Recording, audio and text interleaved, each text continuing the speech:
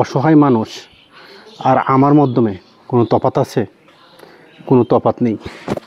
তারপরেও আমরা যেন কী কারণে অসহায় মানুষদের প্রতি অনীহার হয়ে যাই।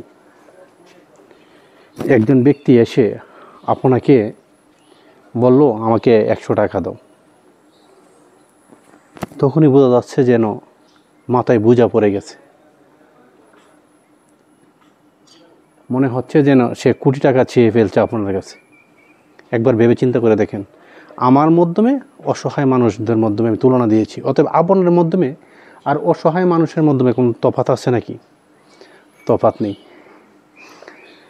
ব্যাপারটা এটাই বোঝাতে চাচ্ছি, আমরা যখন একটা অসহায় মানুষ আপনার পাশে এসে আপনার কাছে 10টা টাকা চাইলো, তখনই আপনার মাথায় কুড়াল পড়ে যায়।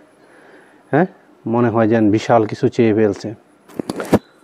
তাহলে উদাহরণ ওইটাই বোঝাতে চাচ্ছি যে একজন অসহায় ব্যক্তিকে যদি আপনি 20টা টাকা 50টা টাকা দান করেন, কি দিলেন, এটা কি আপনার কমে যাবে?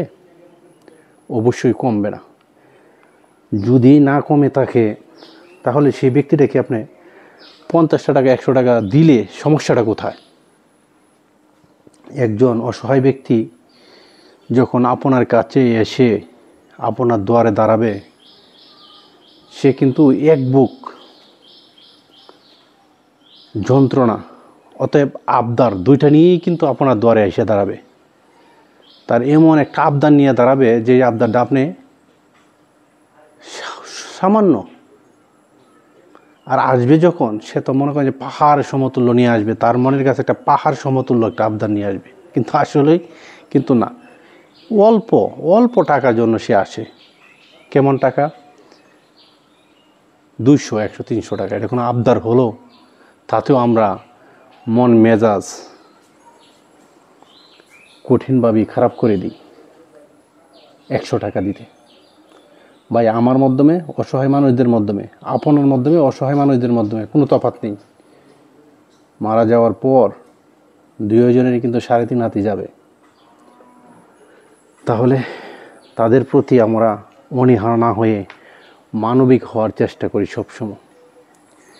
যদি মানবিক হই, আমরাও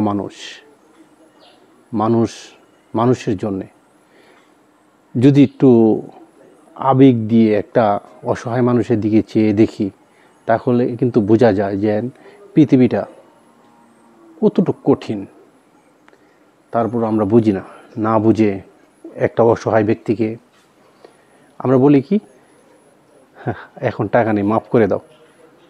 কেন? আরে সে আসছে 20টা 50টা টাকার জন্য, মাফ করে দিব, এটা কি বলে? দুঃখজনক। আমরা চাইবো যেন অসহায় মানুষদের পাশে থাকি, অসহায় মানুষদেরকে নিয়ে আমরা সবসময় কথা বলি, অসহায় মানুষদের মুখে একবেলা খাবার তুলে দিই। সেই জিনিসটা যদি একবার চিন্তা করি, তাহলে কিন্তু পৃথিবীটা সুন্দর হয়ে যাবে। সবাই ভালো থাকবেন।